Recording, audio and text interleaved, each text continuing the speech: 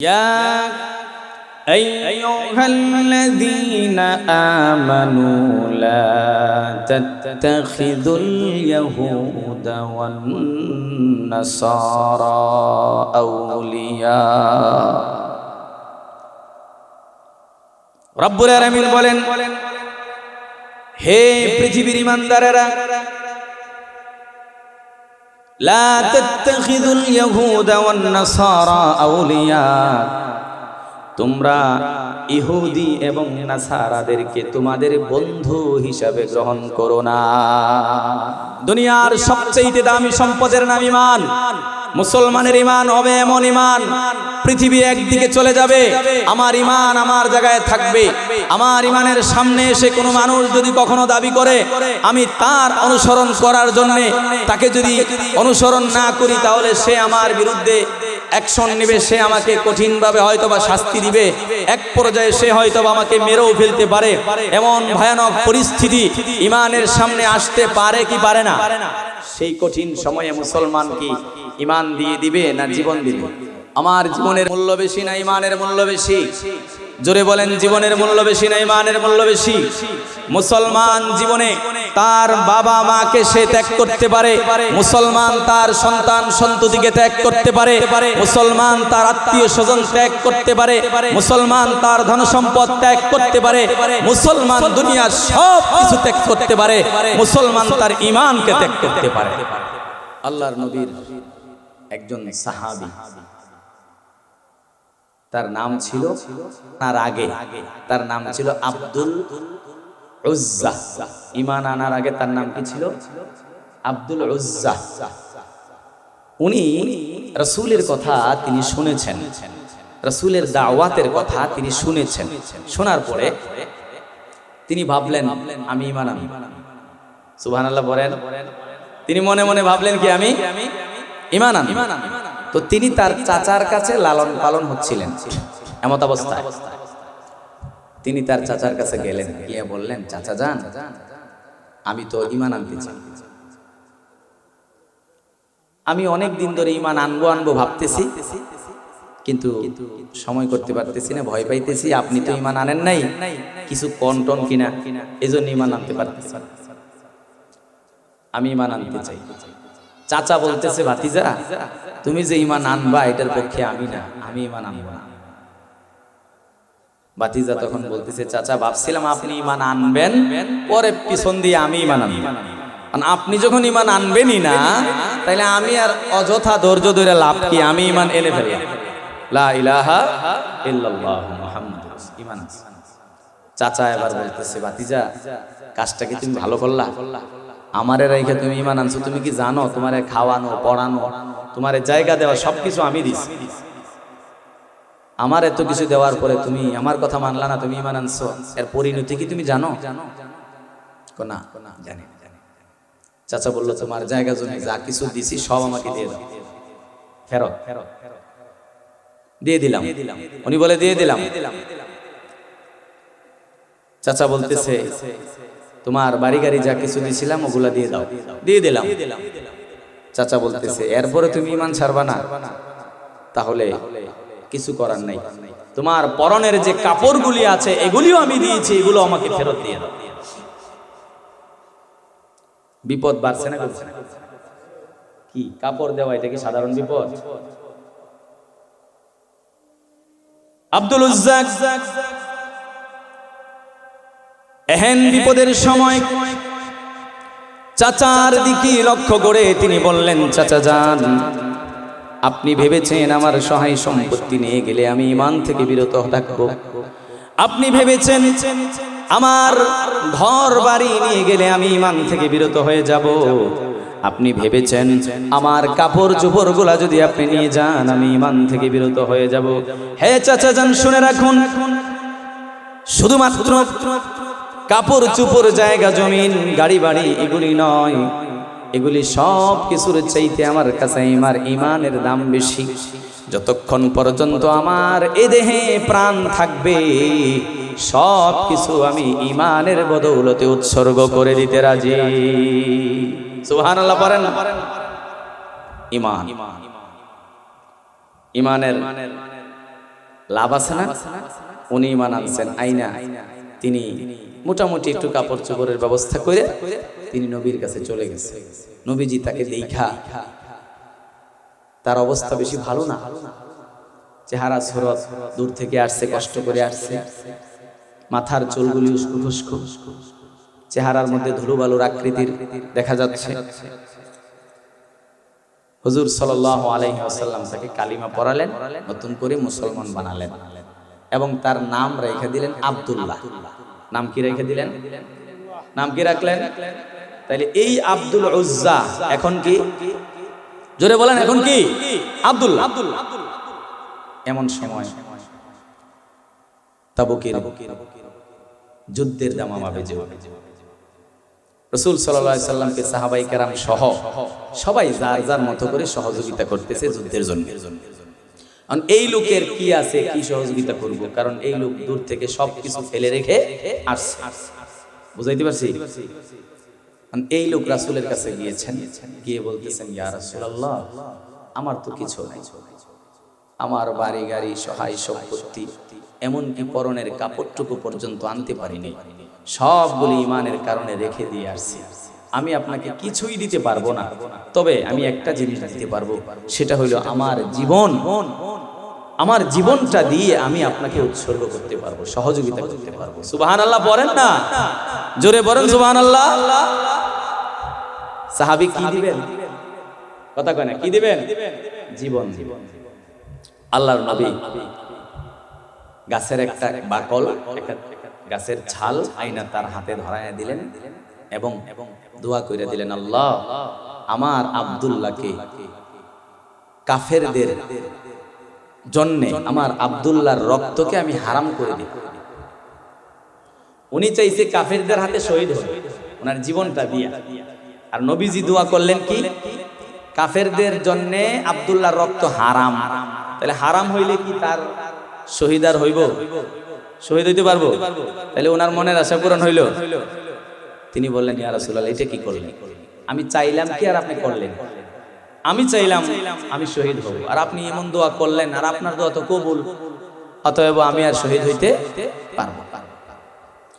আল্লাহর রাসূল বললেন, হে আব্দুল্লাহ,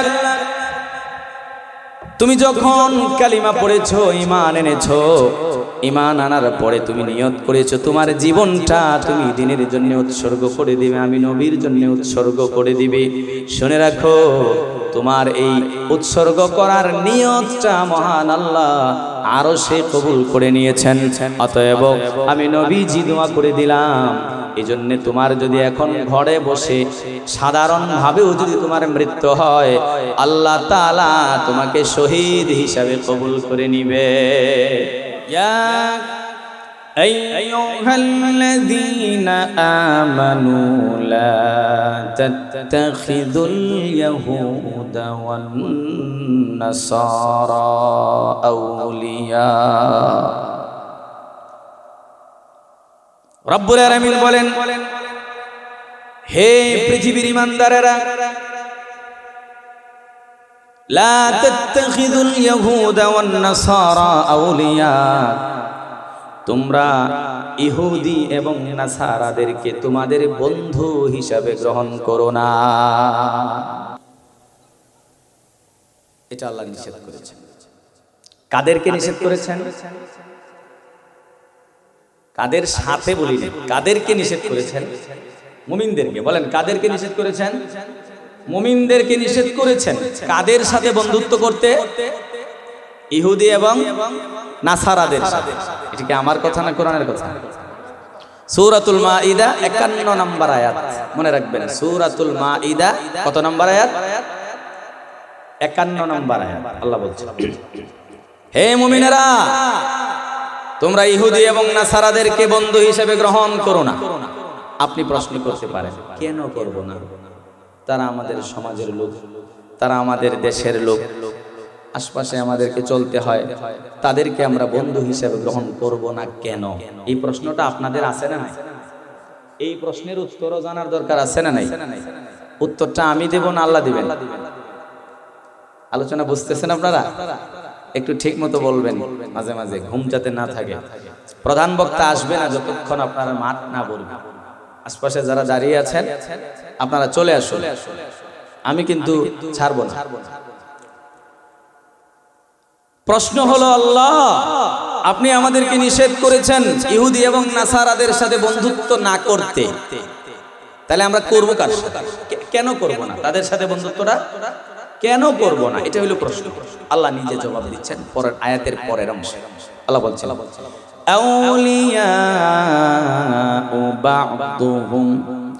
বা'দুহুম আউলিয়াউ বা'দ, কেননা ইহুদি এবং নাসারা তারা একে অপরের বন্ধু।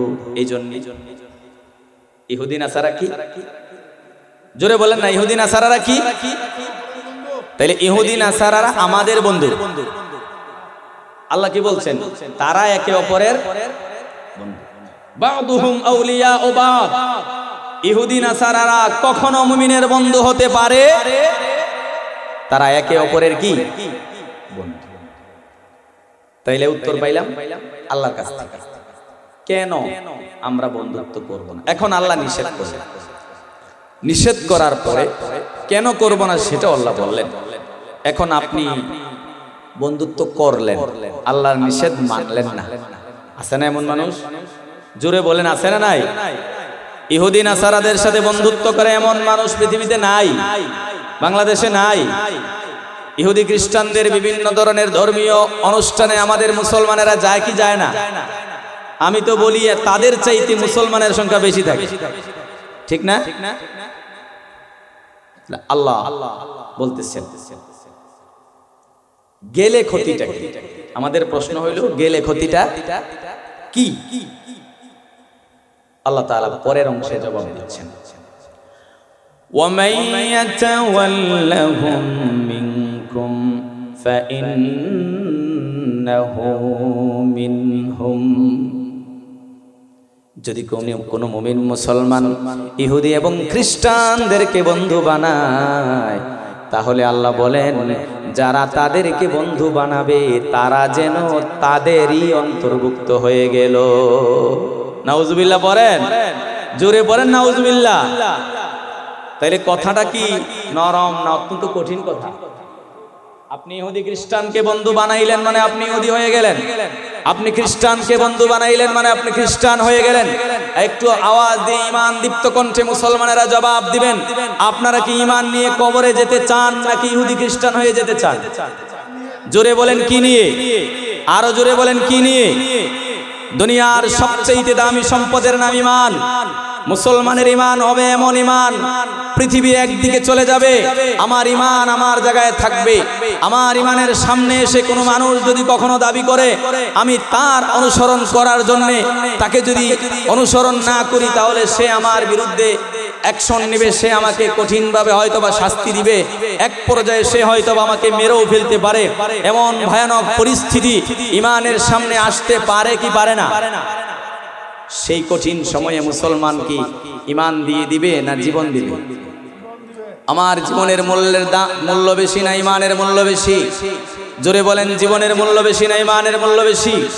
মুসলমান জীবনে তার বাবা মাকে সে ত্যাগ করতে পারে, মুসলমান তার সন্তান সন্ততিকে ত্যাগ করতে পারে, মুসলমান তার আত্মীয় স্বজন ত্যাগ করতে পারে, মুসলমান তার ধন সম্পদ ত্যাগ করতে পারে, মুসলমান দুনিয়ার সব কিছু ত্যাগ করতে পারে, মুসলমান তার ইমানকে ত্যাগ করতে পারে। জোরে বলেন ঠিক কিনা? তাহলে সহজভাবে আমার আপনার ইমান চলে যাচ্ছে। আপনি যখন কোন ইহুদিকে বন্ধু বানাবেন আপনি ইহুদি হয়ে গেলেন, আমার কথা না আল্লাহর কথা। আপনি যখন কোন খ্রিস্টানকে বন্ধু বানাবেন তো আপনি খ্রিস্টান হয়ে গেলেন, আমার কথা না আল্লাহর কথা। তাহলে আল্লাহর কথা কি মিথ্যা? সন্দেহ আছে? কোন ভুল আছে? আল্লাহ, সেই আল্লাহর কথা থেকে আমি আপনাদেরকে বলছি। এরপরে হুজুর যদি কোনোভাবে ইহুদি খ্রিস্টানদেরকে বন্ধু বানাইয়াই নেয় তাহলে কি হইল? আমি তো ইহুদি খ্রিস্টান হয়ে গেলাম, আমার কি আর হেদায়েত নেই? প্রশ্ন কঠিন ব্যাপার না? যদি এখানে যারা আসছেন আপনারা যদি ইহুদি খ্রিস্টানদেরকে বন্ধু বানায়া থাকেন তাহলে ব্যাপারটা কঠিন কিনা? তাহলে এখন এটা জানতে হবে না? আল্লাহ তাআলা আয়াতের পরের অংশে বলছেন, ইন্নাল্লাহা লা ইয়াহদিল কওমায যালিমিন। আল্লাহ বলছেন নিশ্চয়ই যারা ইহুদি খ্রিস্টানদেরকে বন্ধু বানানোর মাধ্যমে তারা অপরাধ করলো, সেই অপরাধটা এটা অত্যন্ত জুলুম, অত্যন্ত বড় অপরাধ। আর এই জুলুম করার কারণে আমি এই সমস্ত জালেমদেরকে হেদায়েত দেব। তাহলে বিপদ বাড়ছে না? বিপদ বাড়ছে না? তাহলে বোঝা গেল কেউ যদি ওই খ্রিস্টানদেরকে বন্ধু বানায় তাহলে তার ঈমান চলে যায়, আর ঈমান চলে গেলে ওই ব্যক্তিকে নতুন করে কালিমা পড়ে ঈমান আনতে হয়। ঠিক না বেঠিক? ঈমান আনা ছাড়া আপনাকে আল্লাহ মাফ করবেন। তাহলে ইহুদি খ্রিস্টানদেরকে বন্ধু বানাবেন? বুঝতে পারেন ঈমান এত মজবুত, ঈমানের দাম অনেক বেশি। আল্লাহর নবীর একজন সাহাবী, তার নাম ছিল, তার আগে তার নাম ছিল আব্দুল উজ্জা। ঈমান আনার আগে তার নাম কি ছিল? আব্দুল উজ্জা। উনি রাসূলের কথা তিনি শুনেছেন, রাসূলের দাওয়াতের কথা তিনি শুনেছেন।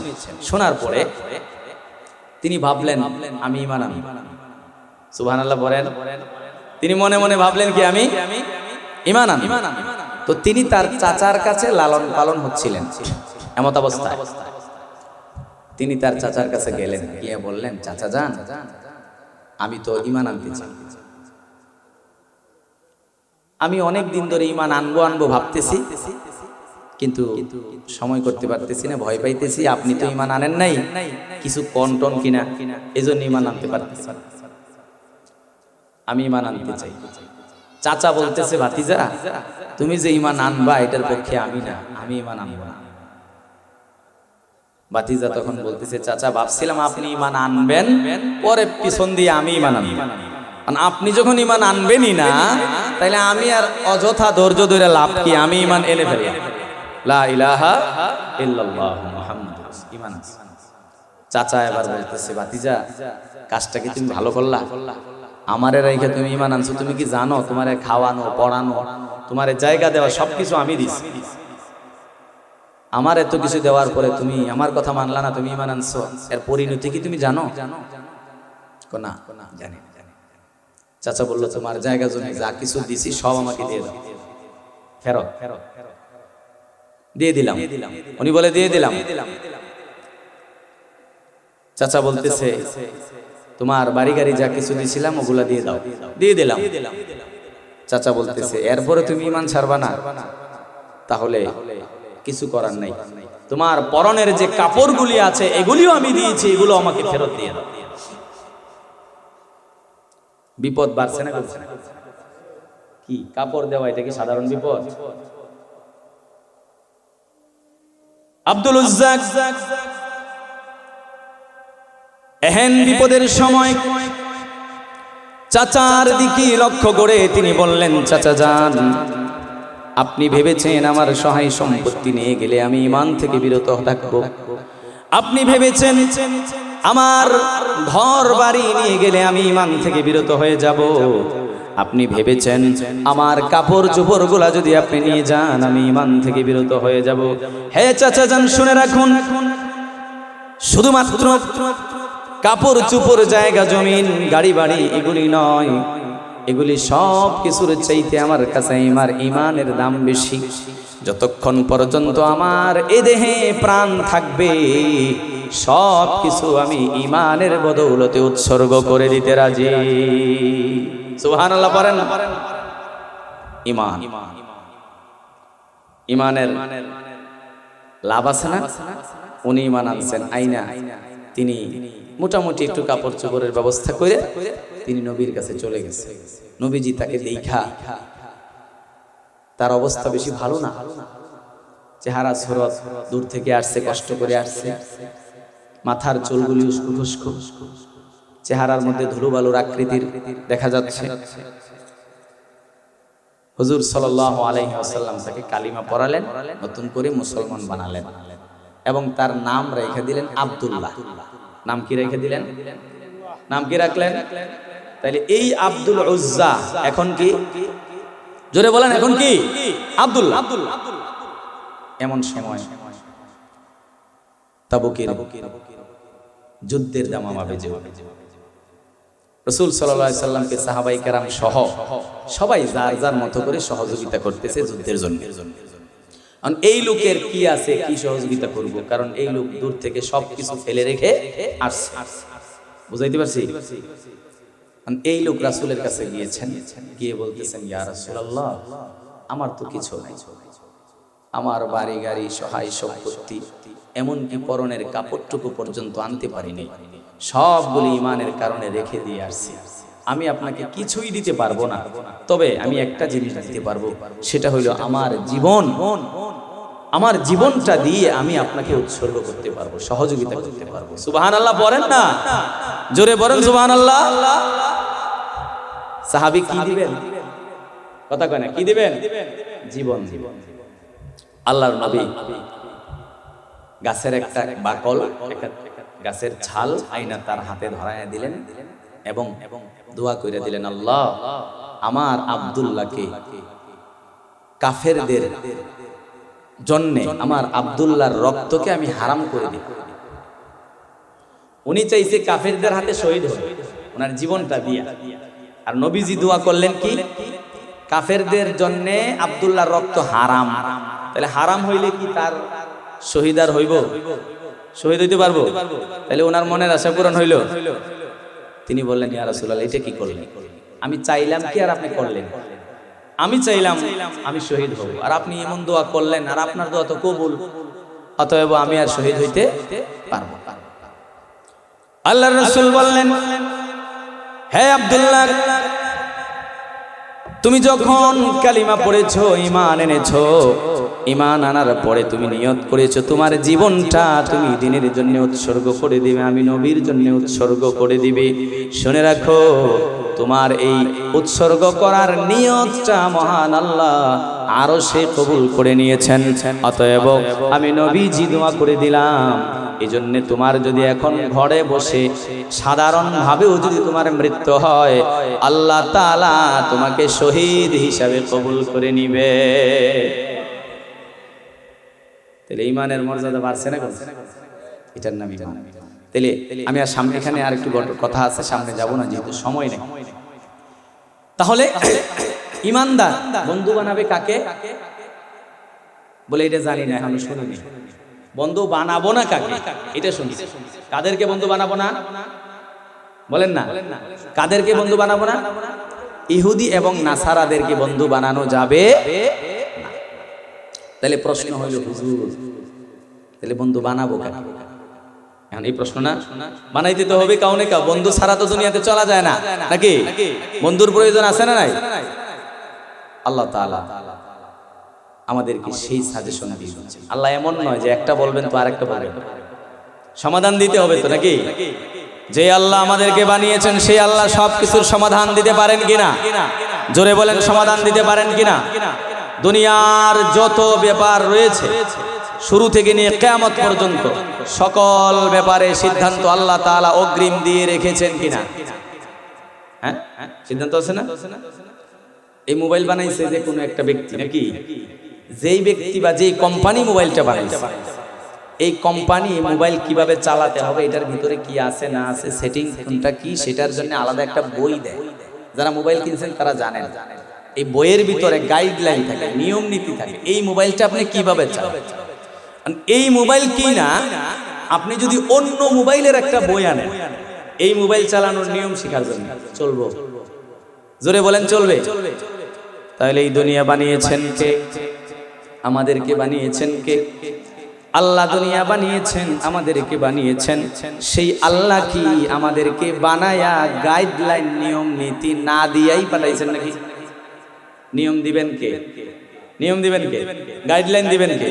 কারণ বানিয়েছেন কি, তাকেই গাইডলাইন দিতে হবে, ঠিক না বেটি? তাহলে আল্লাহর দেওয়া গাইডলাইনের বাহিরে মানুষ অন্য গাইডলাইন মানলে সফল হওয়া যাবে? যে ব্যক্তি মোবাইল বানাইছে যেই কোম্পানি, সেই কোম্পানির গাইডলাইন না মানলে যেমন মোবাইল সঠিকভাবে চলবে না, আল্লাহ মানুষ বানিয়েছেন, আল্লাহর গাইডলাইন না মানলে মানুষও সঠিকভাবে চলতে পারে। ঠিক না ভাই? ঠিক দেখি কথাটা অযৌক্তিক বলছি আমি? প্রিয় হাজিরিন ইকরাম, এবার প্রশ্ন হলো আমরা বন্ধু বানাবো কাকে? আল্লাহ রাব্বুল আলামিন সূরাতুল মাঈদার 55 নম্বর আয়াত এটার জবাব দিচ্ছেন, কাকে বন্ধু বানাবো। শুনতে রাজি আছেন তো ইনশাআল্লাহ? যারা দাঁড়িয়ে আছেন চলে আসুন, ভিতরে চলে আসুন, এখনই প্রধান বক্তা চলে আসবে। পরিবেশ সুন্দর না হলে আমরা প্রধান বক্তাকে দিতে পারবো না। আপনারা চলে আসুন, এখনই প্রধান বক্তা চলে আসবে।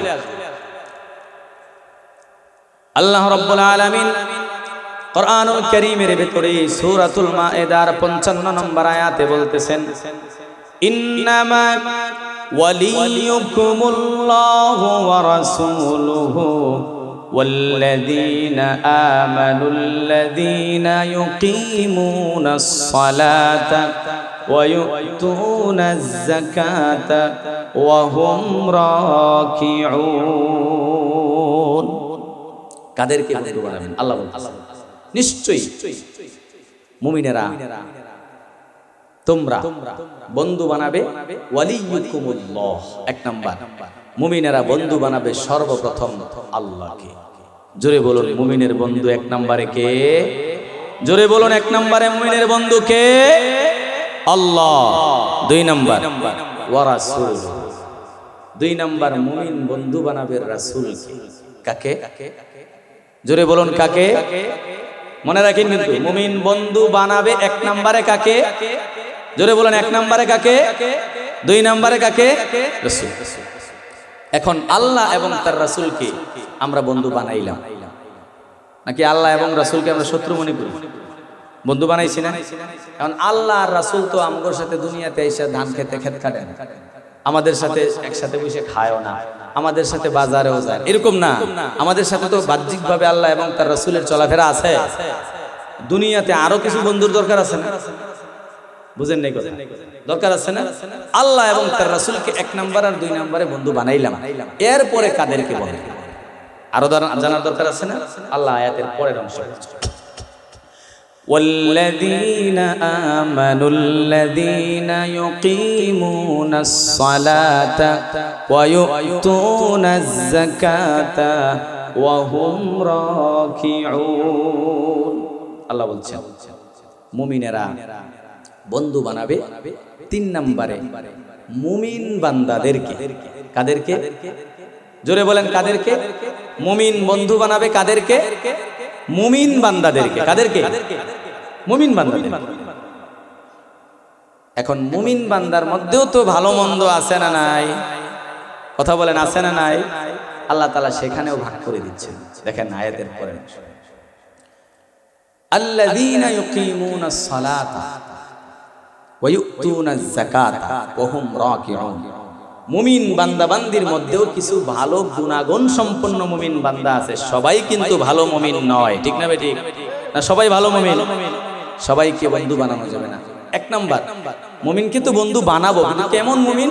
আল্লাহ বলেন যাদের মধ্যে এই তিনটা গুণ থাকবে তেমন মুমিনকে বন্ধু বানাবেন। এক নাম্বার যেই মুমিন আল্লাহর জমিনে আল্লাহর নামাজকে কায়েম করবে। সুবহানাল্লাহ পড়ুন। যেই মুমিন কি কায়েম করবে? নামাজ কায়েম করবে। কি কায়েম করবে? নামাজ কায়েম করবে, সেই মুমিনকে বন্ধু বানাবেন।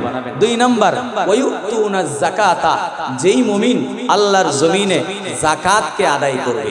কি আদায় করবে? যাকাত বুঝেন আপনারা? হ্যাঁ, এই যে ফিতরা যাকাত দেন না, যাকাতের আলোচনা এখন করা যায়। যাকাত যেই ব্যক্তি আদায় করে, যেই মুমিন যাকাত আদায় করে, এই মুমিনকে বন্ধু বানাবেন। তিন নাম্বার কোন মুমিনকে বন্ধু বানাবেন? ওয়া হুম রাকিউন, যেই মুমিন আল্লাহ তাআলার কাছে নিজেকে নত রাখে, অহংকার করে না, বিনয়ী থাকে, সেই মুমিনকে বন্ধু হিসাবে বানাতে। কি বানায় বলছেন? কোরআন থেকে বলছি। কথা বুঝতেছেন আপনারা? আলোচনা তো অনেক শুনেন, গুরুত্বপূর্ণ কিছু কথা বলার চেষ্টা করছেন। হয়তো মানুষ ছোট হইতে পারে, এলাকার মানুষ, এজন্য ভালো নাও লাগতে পারে। আর আপনাদের মাহফিলের কাজ করতে করতে গলা ভেঙে গেছে প্রত্যেক বছর। আমার গলা কিন্তু এটা না, কিন্তু এই মাহফিলের কাজ করতে করতে গলা ভেঙে গেছে। এই যে ঠান্ডা, এই বাইরে যারা দাঁড়িয়েছেন আপনারা মাহফিল শুনতে আসলে বসেন, যদি শোনার জন্য না আসেন তাহলে চলে যান। আপনাদেরকে কষ্ট দেওয়ার জন্য বলছি না, আপনাদেরকে শান্তি দেওয়ার জন্য বলছি। এই প্যান্ডেল বানাইছি আপনারা বসার জন্য, বাইরে দাঁড়ানোর জন্য না। যদি জায়গা না হয় পরে বাইরে দাঁড়াবেন আপনারা, আমরা আপনার কাছে মাফ চাই নি যে কষ্ট দিচ্ছি। জায়গা থাকা পর্যন্ত আপনারা ইচ্ছা করে কষ্ট করার দরকার নেই নাকি? ভিতরে চলে আসুন সবাই, এখনই প্রধান বক্তা চলে আসবে ইনশাআল্লাহ। তো আল্লাহ তাআলা কাদেরকে বন্ধু বানাবো সেই ব্যাপারে আমাদেরকে তিনি নির্দেশনা দিচ্ছেন। এক নম্বরে বন্ধু বানাবে কাকে বলেন, দুই নম্বরে কাকে, তিন নম্বরে কাকে? মুমিন বান্দাদেরকে। কেমন মুমিন? মুমিনদের তিনটা গুণ লাগবে। এক নম্বর, যেই মুমিন কি কায়েম করবে? নামাজ। কথা বুঝেন? যেই মুমিন কি কায়েম করবে? দুই নম্বর, যেই মুমিন যাকাত আদায় করবে। কি আদায় করবে? তিন নম্বর, যেই মুমিন আল্লাহর কাছে নিজেকে নত রাখবে, বিনয়ী মুসলমান, বিনয়ী মুমিন। বুঝতে পারছেন? এই তিন ধরনের গুণ যেই মুমিনের মধ্যে আছে সেই মুমিনকে বন্ধু হিসাবে গ্রহণ করা। এখন আপনাদেরকে বলি, রাগ করবেন না তো? কোরআন থেকেই তো বললাম। এখন যদি কোনো মুমিন বলে আমি শরীয়ত মানি না, বন্ধু বানাইবেন? কথা বুঝেন না, রাগ করেন না। কিন্তু মোবাইলের যুগ, মিডিয়ার যুগ, সবাই সবকিছু জানেন, এজন্য অনেকে রাগ করতে পারে। কেউ যদি বলে যে আমি শরীয়ত, আমরা শরীয়ত মানি না, শরীয়তের আইনে আমরা বিশ্বাসই করি না, তাহলে এই মুমিনকে বন্ধু বানানো যায়? কেউ যদি বলে ইসলামী শক্তির উত্থান হতে দেব না, মানে ইসলামী শক্তি সে চায় না, যে ইসলামী শক্তি চায় না তাকে মুসলমান বলা যায়? তাহলে তারে বন্ধু বানাবেন কেমন? আল্লাহ তো বলছেন মুমিন ছাড়া বন্ধু বানানো যায় না। মুমিনদের মধ্যেও কিছু ভালো গুণ লাগে। এখন তো যে ব্যক্তি বলবে ইসলাম চায় না, ওই ব্যক্তি কি মুমিন? জোরে বলেন, ওই ব্যক্তি কি মুমিন? যে ব্যক্তি বলবে আমি শরীয়ত মানি না, আমাদের শরীয়তের বিশ্বাসে আমরা করি না, ওই ব্যক্তি কি মুমিন? তাহলে তারে বন্ধু বানানো যায়? আমরা বানাইতেছি। হুজুর কি কোন? এমন কথা তো শুনি নেই কোনোদিন। আমরা বন্ধু কেমনে বানাইলাম? এত বড় কথা প্রমাণ দেব? হ্যাঁ, আল্লাহর কোরআনে কিন্তু আমরা পাইছি এদেরকে বন্ধু বানানো যায় না। আমি আগেই বলছি, কোরআনের বাইরে বলবো না। দুনিয়ার কোনো বাপের বেটা যদি থাকেন তাইলে আমার কথাটা লড়াইন। যে কেউ পারেন, মিডিয়াতে যাচ্ছে, যাবে, সারা দেশের মানুষ দেখবে। স্পষ্ট কথা, সে যে হোক, আমার বাবা হোক, আমার দাদা হোক, আমার কাছের লোক, আমার ভাই হোক, সভাপতি হোক, যে হোক, আমার মতো এরকম আলেম হোক, কেউ যদি বলে শরীয়ত বিশ্বাস করি না, তাইলে ওই ব্যক্তির ঈমান থাকে। জোরে বলেন ঠিক না বে ঠিক? আরো জোরে বলেন ঠিক না বে ঠিক? তাহলে যার ঈমান থাকে না তারে বন্ধু বানানো যায়? কোন বন্ধু বানাইবেন কি দিয়া হুজুর, কেমনে বানাইলাম? তখন আমি জবাব দিব, বন্ধু মানুষ বানায় ভালোবাসা না ভালো না বাইসা? সাপোর্ট মানুষ করে ভালোবাসা না না বাইসা? আপনি যদি একজনকে ভালো না বাসেন, বন্ধু না বানান, তাহলে তারা সাপোর্ট করবেন? করবেন না? এখন খবর নিয়ে দেখেন, আমরা আমাদের বাপ দাদারা, আমাদের 14 গোষ্ঠী, কথাটি একটু তিতা লাগতেছে কিন্তু সত্য, এটা দুঃখের বিষয়। বাংলাদেশ মুসলমানের দেশ, 54 বছর হয়েছে স্বাধীন হয়েছে। 54 বছরের ভিতরে যারা ক্ষমতায় আইছে সবাই মুসলমান। কথা কয়, একটা হিন্দু বেটাও কি ক্ষমতায় আইছে? আইছে না তো। মুসলমান ক্ষমতায় আইসা 1 নাম্বার গুণ যেটা নামাজ, সেটা কায়েম করছে। কোন সরকার, রাষ্ট্রপ্রধান সংসদে বসে কি বলছে যে মুসলমান সবাই নামাজ পড়তে হবে? কথা কন নাকি? কেউ বলছে এটা? তাহলে আল্লাহর আইন তার ভাল লাগছে না। কথা কন, আল্লাহর আইন তার ভাল লাগছে? কোনদিন কোন রাষ্ট্রপ্রধান কি সেখানে বসে বলেছে যে প্রত্যেক মুসলমানের সুনিপুণ ভাবে যাকাত আদায় করতে হবে বাধ্যতামূলক? বলছে কেউ? তাহলে আল্লাহর আইন তার পছন্দ হয়েছে। আর 3 নাম্বার যেটা আল্লাহর কাছে নত হওয়ার গুণ, এই গুণ কি আমাদের রাষ্ট্রপ্রধানদের আছে? কারণ নাই। ক্ষমতায় গেলে মনে করে সে নিজেই আল্লাহ। নাউজুবিল্লাহ করে। আরো জোরে কোন ঠিক না বে ঠিক? এই কথা বললেন না কিন্তু, অন্য লাইনে চলে যেতেছি না, সঠিক কথা বলতেছি। বাস্তব হইলে বলবেন সত্য, না না বাস্তব হইলে এখানে দাঁড়ায় বলবেন মিথ্যা বলছেন। কেউ যদি আমার কথা মিথ্যা বলতে পারে এখানে দাঁড়াবেন, কোনো সমস্যা নেই। আমি আমার জুমার মসজিদে এভাবে বলি, শত এইখানে তো কয়জন মুসল্লি, জুমার মসজিদে আমার 1000 মুসল্লি আছে, আপনারা তো 200 হইতেন। এখন আমরা সমর্থন করার অনেক পদ্ধতি আছে, এর মধ্যে একটা সমর্থন হইল ভোট দিয়া সমর্থন। কি দিয়া সমর্থন? এখন বিগত দিনে যারা ক্ষমতায় গেছে এদেরকে কি আমরা ভোট দিছি না? আপনারাই তো দিছেন নাকি? এরা কেউ তো ইসলাম কায়েম করার কথা কয় নাই, কেউ তো মুসলমানদের পক্ষে নাই, কেউ তো নামাজ কায়েম করে নাই, কেউ তো যাকাত কায়েম করে নাই, কেউ তো নিজেকে আল্লাহর কাছে নত করে নাই। সবাই নিজেকে অহংকারী মনে করেছে, সবাই নিজেকে স্বৈর শাসক হিসাবে গড়ে তুলেছে। তাহলে এরা মুমিন হয় কি দিয়ে? আমি ভুল বললাম? এখন আসেন এই যে ইদানিং টাইম, ধরেন আমরা বিগত দিনে ভুল করছি, ভুল থেকে শুধরানোর দরকার আছে না নাই? হ্যাঁ আছে তো? রাগ করতেছেন আমার কথায়? রাগ করতেছেন? আমাদের দেশে ইদানিং, আমি নাম বলবো না, আপনারা নাম মোবাইল থেকে সার্চ দিয়ে নেবেন যে এই কথাটা কেডা কইছে, কোন দলের নেতাই কইছে, পাইবেন না? আছে তো? বলছে আমরা শরীয়তের আইনে বিশ্বাসী না, একটা দল আছে, এদেরকে যারা ভোট দিবেন এই কথা শোনার পরে, আগে দিলে যেটা হয়েছে বাদ। আমি এই কথাটা প্রমাণ সহ বলতেছি তো, ইউটিউবে সার্চ দিবেন প্রমাণ পাবেন, আমি শুধু কথাটা বলে দিলাম, বাকি প্রমাণ ওখানে পাবেন। শরীয়তের আইনে বিশ্বাসী না এই কথা যারা বলছে তাদেরকে কোনো মুসলমান ভোট দিতে পারে না। জোরে বলেন ঠিক না বেঠিক? কারণ ভোট দিলেন মানে তারা সাপোর্ট করলেন, সাপোর্ট করলেন মানে তারা বন্ধু বানাইলেন, বন্ধু বানাইলেন মানে নিজেও তার মতো হলেন। কারণ আপনি কোন, আপনি শরীয়ত মানেন কি? আপনারা শরীয়ত মানেন কিনা? যদি মানেন তাহলে যারা মানে না তারারে ভোট দিলে আপনি তার অন্তর্ভুক্ত হইবেন না? দেখে আমার কথা না কোরআনের কথা? আরেকজনে কয় ইসলামী দেশে প্রতিষ্ঠিত ইসলামী শক্তির উত্থান হইতে দিব না, মুসলমানের দেশে ইসলামী শক্তির উত্থান হইতে দিব না। কথাটা কি ছোট না অনেক বড় কথা?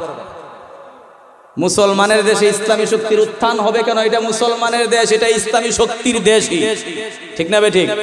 জোরে বলেন ঠিক না বেঠিক? এটা নতুন করে আবার গজাতে হবে কেন? এটা তো মুসলমানদেরই দেশ, ঠিক না? ওনারা ইসলামের গজাইতে দেব না, আবার কয় আমরা ইসলাম কায়েম করি। মিলছে কথা? গজাইতে দিব না, ওরা আবার কায়েম করবো, এটা কি সত্য? এই জন্য মুসলমান এগুলি বুঝবেন। আমাদের দেশে আমরা মানুষ হিসাবে সবারই ভুল আছে, আছে না? সবারই ভুল আছে না নাই? কিন্তু এই বড় বড় থিওরি গুলো আমাদের মনে রাখতে হবে।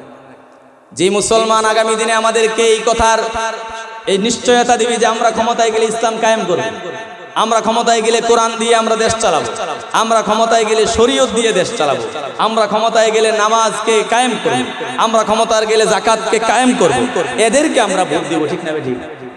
দিবেন তো ইনশাআল্লাহ? এটা আমি ভোট চাইতেছি না, সত্য কথা বলতেছি। আমি জীবনে ভোট দেই নেই, বুঝেন নাই? কিন্তু এবার দেব, একটা সঠিক জায়গায় দেব। যারা শরীয়ত বিরোধী তাদেরকে আমরা ভোট দিতে পারবো। আপনারা তাওবা করতে হবে, তাওবা করা ছাড়া আপনারা মুমিন হবেন না, ঠিক না বেঠিক? এখন আসে, যদি আমরা তাদেরকে বন্ধু বানাই, মুমিনদেরকে, আল্লাহকে, রাসূলকে এবং মুমিনদেরকে বন্ধু বানাই, তাহলে আমাদের লাভটা কি? লাভের দরকার আছে না? শুধু অযথা কষ্ট করে মুমিনরা, আমি কাফেরের সাথে বন্ধুত্ব করলে হয়তো কিছু লাভটা পাইতাম। এখন তো আপনারা বলছেন, হুজুর বলছেন, আল্লাহ বলছেন যে এদের সাথে বন্ধুত্ব করা যাবে না। করা যাবে না কার সাথে করবো? বলে মুমিনদের সাথে। তো মুমিনদের সাথে বন্ধুত্ব করলে লাভটা কি? এটা তো দরকার আছে। লাভ ছাড়া কি আর কাজ হয়? লাভের দরকার আছে না? এটা আমি বলবো না কোরআন থেকে বলবো? কোরআন থেকে বললে মানবেন তো? হ্যাঁ না সমস্যা আছে মানতে?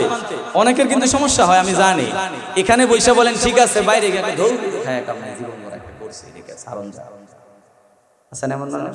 দয়া করে এটা করবেন। আমি আপনাদের এলাকার সন্তান হিসেবে এটা আমার দায়িত্ব।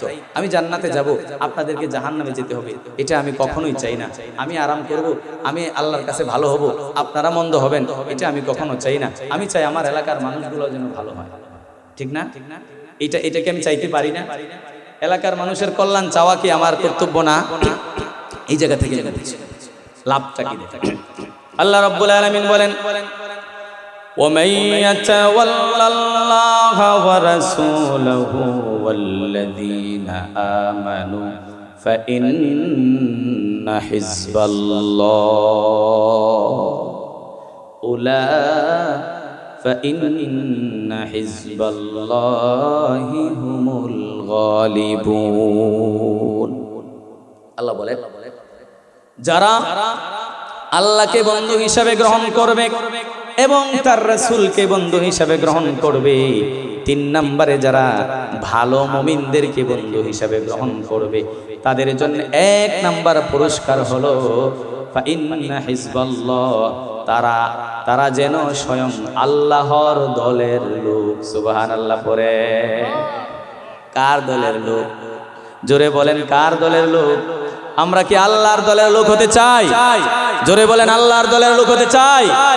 সবাই একটু হাত তুলে বলেন আল্লাহর দলের লোক হতে চাই। নারায়ে তাকবীর, নারায়ে তাকবীর। আল্লাহ কবুল করুন।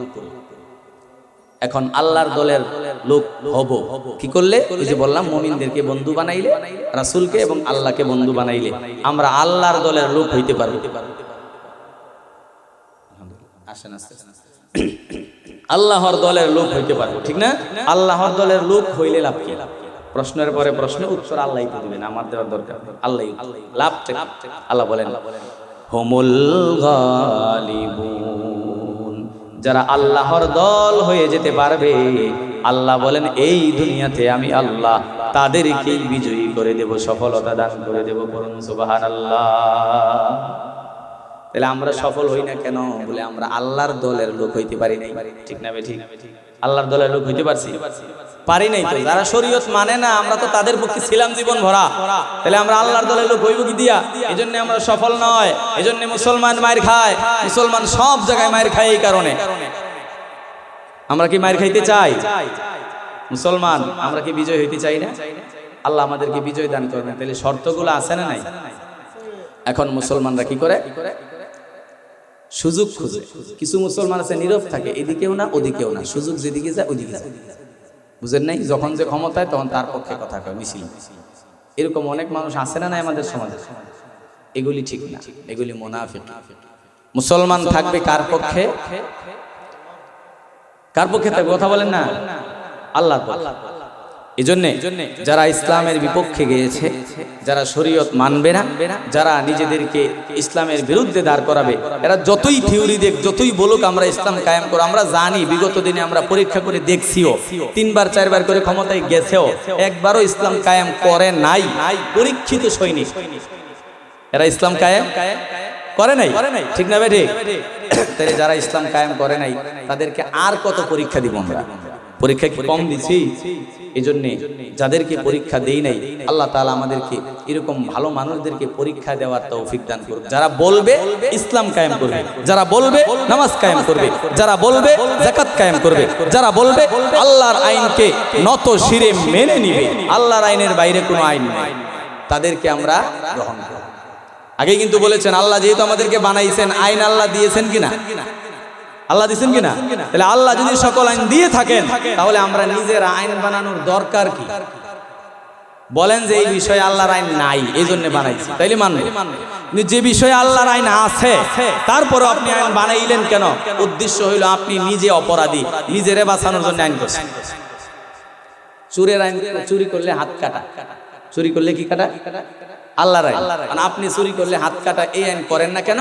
জানেন সবচেয়ে বড় চোর আপনি নিজে, হাত কাটা যাইব সবার আগে আপনার, এই জন্য এই আইন বা এটা আল্লাহর আইন। এই জন্য কি এরকম সব ব্যাপারে আইন আছে না নাই কোরআনে? হ্যাঁ, কোরআনে আছে না নাই? প্রিয় ভাইয়েরা আমার, আল্লাহর জমিনে আল্লাহর আইন বাস্তবায়ন করার জন্য যা যা প্রয়োজন মুসলমানদেরকে তাই করতে হবে। কোনো মুসলমান কখনো তাগুতি শক্তির পক্ষে যেতে পারে না, কোনো মুসলমান কখনো কোনো বাতিলের পক্ষে যেতে পারে না, কোনো মুসলমান কখনো ইহুদি নাসারাদের পক্ষে যেতে পারে না, কোনো মুসলমান কখনো যারা শরীয়ত মানে না তাদের পক্ষে যেতে পারে না, যারা ইসলাম চায় না তাদের পক্ষে যেতে পারে না। যদি কেউ তাদের পক্ষে যায়, কোরআনের পরিভাষা হলো ফাইন্নাহু মিনকুম, সেও তাদের অন্তর্ভুক্ত হয়ে যায়। নাউযুবিল্লাহ পড়েন। তাদের অন্তর্ভুক্ত হতে চাই আমরা। প্রধান বক্তাকে আস্তে আস্তে নিয়ে আসেন, আর অতিথি যারা আছেন তাদেরকে নিয়ে আসেন। আশপাশে যারা আছেন এখনই প্রধান বক্তা চলে আসবে, আর দেরি করা যাবে না, আপনারা চলে আসুন ইনশাআল্লাহ, এখনই চলে আসুন, প্রধান বক্তা চলে আসবে। প্রিয় হাজিরিনে কেরাম, এই পৃথিবীতে আল্লাহ তাআলা মানুষ বানানোর পরে মানুষদেরকে যেইভাবে তিনি বিধিবিধান বাড়িয়ে দিয়েছেন সেইভাবে যদি আমরা পালন করতে না পারি, তাহলে এই দুনিয়াতে তো আমাদের জীবনের কোনো মূল্য নাই, আখিরাতেও কোনো মূল্য নাই। সাহাবায়ে কেরাম রিদওয়ানুল্লাহি আলাইহিম আজমাইন তারা নিজেদেরকে আল্লাহর রাস্তায় এমন ভাবে বিলিয়ে দিয়েছেন, তারা নিজেদের জানের চাইতে আল্লাহর রাসূলকে বেশি ভালোবাসতেন, তারা নিজেদের জানের চাইতে দ্বীনকে বেশি ভালোবাসতেন, তারা নিজেদের সন্তানদের থেকেও নিজের দ্বীনকে বেশি ভালোবাসতেন। এভাবে করে তারা কোনো সময় আল্লাহর আইনের বিরুদ্ধে যায় নাই, সব সময় তারা আল্লাহর আইনের পক্ষে নিজেকে নিয়োজিত রেখেছেন। আমরা যদি মুমিন মুসলমান হয়ে থাকি, আমরা যদি নিজেকে মুমিন মুসলমান হিসেবে দাবি করি, আমরা যদি নিজেকে জান্নাতে নিয়ে যেতে চাই, তাহলে অবশ্যই আল্লাহর জমিনে আল্লাহর আইন বাস্তবায়ন করতে হবে। এই জন্য আমাদের সবাইকে এই প্রক্রিয়ার পক্ষে থাকতে হবে, ঠিক কিনা? এবং যারা মুসলমানদেরকে নস্যাৎ করে দিতে চায় তাদের ব্যাপারে আমাদেরকে সজাগ থাকতে হবে। আলহামদুলিল্লাহ, যত সময় আলোচনা করলাম ভাঙ্গা গলা নিয়ে, আমি চেষ্টা করেছি আপনাদেরকে একটু বসানোর জন্য। ঠিক মতো এই যে এখনো দাঁড়িয়ে আছেন এই মানুষগুলো আমি বুঝি না, এরা আলেমদের কথা শুনে না, সামনে দাঁড়ায় থাকে।